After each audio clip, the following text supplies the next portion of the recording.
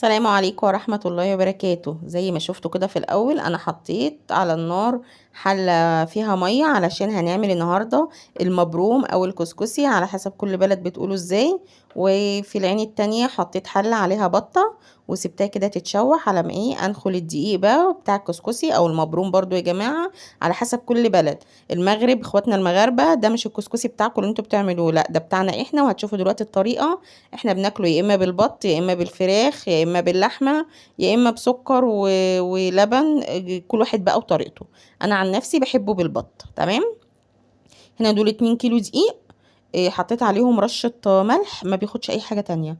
هو الكسكسي يا جماعه يعني دقيق ورشه ملح وشويه لبن. بصوا انا ما شاء الله كنت غاليه 2 كيلو لبن، فهاخد منهم شويه وهفضل بقى رشرش الكسكسي. يا ولاد ما بيتكبلوش الدقيق مره واحده، اللي عايز يتعلم بقى الطريقه الصح زي ما انا بقول لكم كده الكسكسي بترشرشي له الميه. بصوا انا عشان انا ما كانش معايا حد يرشرش لي فجبت المج ده ليه بوس كده. فبصوا برشرش حبه حبه وبايديا. بصوا انا هوريكم دلوقتي حتى بعمل ازاي بايديا. انا مش بعجن، انا بعمل كده بلف بايديا وببسس بقى، بمسك كل الدقيق، افضل ادخل الدقيق كده في اللبن، ما خليش دقيق خالص يبقى عامل زي مفرول كده. شايفين؟ بصوا انا هنا بعلمكم يعني مش. بصوا طريقته سهلة جدا. كل ما تلاقي شوية دقيق رشرشي عليهم شوية لبن. ممكن يتعمل بمية عادي جدا لو ما عندكيش لبن. عادي ممكن يتعمل بشوية شوربة على شوية مية عادي برضو. بصوا انا هفضل اعمل كده لحد ما اخليش خالص دقيق. بصوا لون اصفر ازاي، مفيش دقيق معاه. بقت عبارة عن دقيق، عن عجينة مبرومة كده صغير كده.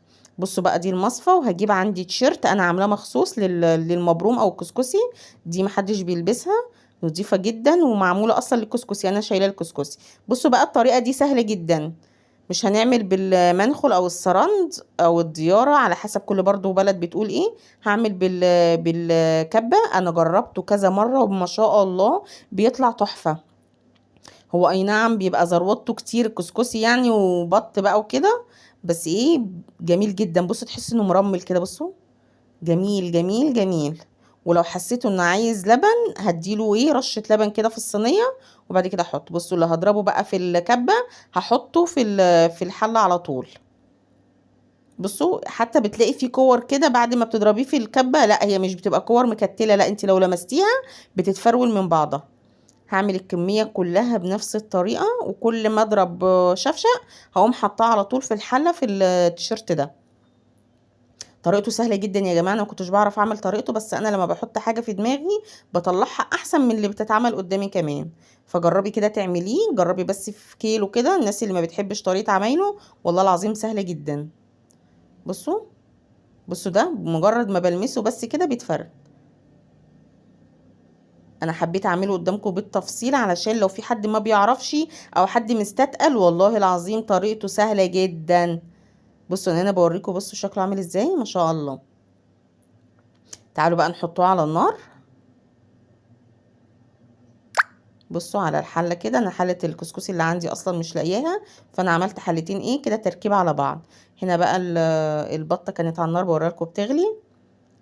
هحط لها بقى مية سخنة علشان تستوي لانها تاخد وقت شوية. انا الحلة كانت صغيرة فقسمتها اتنين بس يعني. هسيبها بقى تغلي. وهنا اول مرة الكسكسي احنا هنحطه 3 مرات، ولو عايزة 4 بنحط يعني على حسب الكسكسي قدامك عامل ازاي. دي اول مرة اهي. تعالوا بقى شوفوا الخطوات كده بالتدريب وبالتنسيق كده يا جماعة، تحفة بجد والله العظيم. هاتي كيلو دقيق وافتحي الفيديو ده قدامك واعملي بالظبط زي انا ما عملت، هتاكلي احلى كسكسي. بصي انا بوريكم حتى الكور ديت مش معجنه، لا بصي ركي ما بتلمسيها بتدوب خفيف جدا وطعمه عسل ما شاء الله. ولو عندك سمنه بلدي بقى ما اقولكيش. بصوا هنا كان اللبن زودته شويه شوربه من بتاعه البط، كانت سمينه كده، فحبيت ان انا ادخل الشوربه في قلب الكسكسي بالبط بقى. فبقلب. دي اول مره يا جماعه، خليكم فاكرين معايا اهو دي كده اول مره، لان الكسكسي بيتردد مرتين 3 وممكن 4. تمام.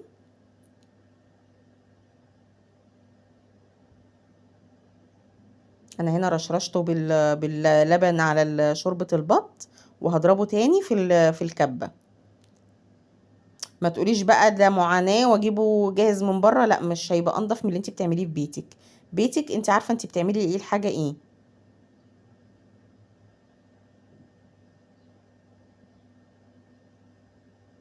بصوا ما شاء الله، جميل جدا.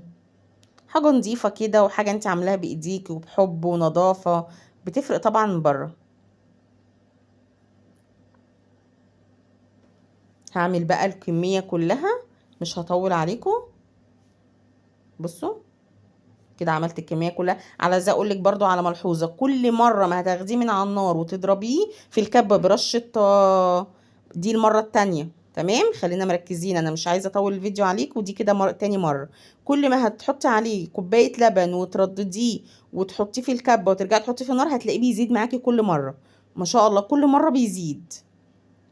بصوا هنا الكور ديت اول ما بلمسها بالمعلقة بتتفرول خالص كده، بتدوب لانها اصلا حاجات كده. بصوا ما شاء الله كان خفيف جدا. بصوا عامل ازاي.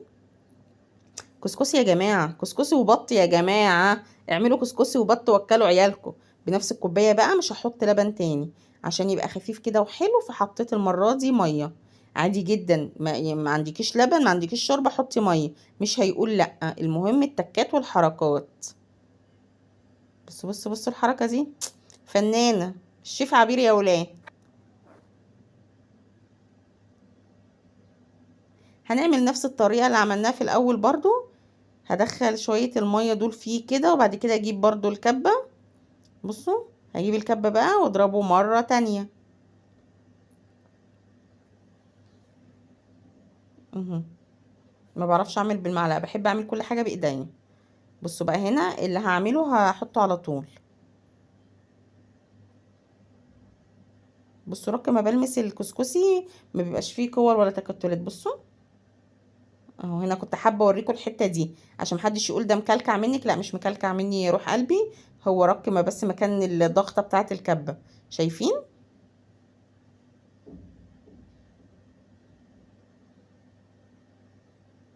حلو جدا جدا جدا. دي كده تاني مرة انا حطيته. هنا البطة كانت استوت خلاص معايا. ادخلها بقى الفرن تحمر كده علشان خلاص الكسكسي تقريبا هيستوى. بصوا هنا حمرتها تحت الشواية خدت لون.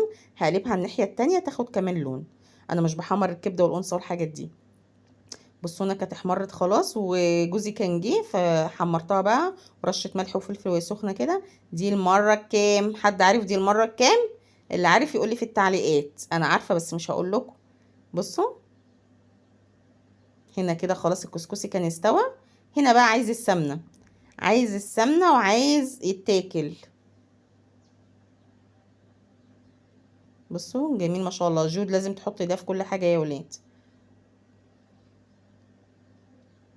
السمنة بقى، كسكسي بقى يتحط له السمنة كده خلاص. بصوا بقى لونه هيتغير تماما. انا هنا برضو هديله تقليبة كده.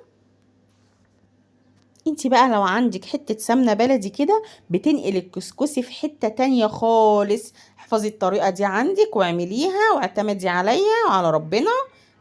الطريقة دي تحفة يا ولاد. هديله تقليبة كده بقى بالسمنة علشان السمنة تدخل فيه كلته كده، يبقى طعمه السمنة رايحة فيه كله. واي حاجة بلاقيها قدامي زي كور وكلام من ده بعملها على طول كده. بس انا مش هستكفي بكده، انا هديله برضو ضربة في الكبة علشان يبقى السمنة داخلة فيه كلته كده وما فيهوش اي تكتلات ولا اي حاجة. الحتة دي اختياري، عايزة تعمليها اعمليها، مش عايزة تعمليها انت حرة. بصوا هنا كنت بوريكم كف ايديا الكسكسي سخن جدا وانا بعمله بايديا. فايديا بصوا راحت نار. بصوا جود بتعمل زي بتوريكم ده، زي كل حاجه اعملها لازم تعمل زي. بصوا هنا كنت بعد ما قلبته بقى بالسمنه، بصوا ايديا احمرت خالص. الكسكسي سخن نار واتحطت عليه السمنه بقى سخنه اكتر. هحطه في الكبه بقى وهضربه. بصوا هنا كنا بنحطه خلاص الغدا. بصوا زي العسل. مصطفى هنا برضو كان ماسك لي الطبق. والله جميل يا ولاد. بصوا بينزل مكب عامل ازاي. بصوا انا حبيت اوريكم الحته دي. رك ما بتلمسيه بس كده بيبقى كله زي العسل. مفيش احلى من كده. وادي البطه كمان. بصوا ما شاء الله البطه لونها جميل، ولا تقولي بقى فوتوشوب ولا كلام من ده.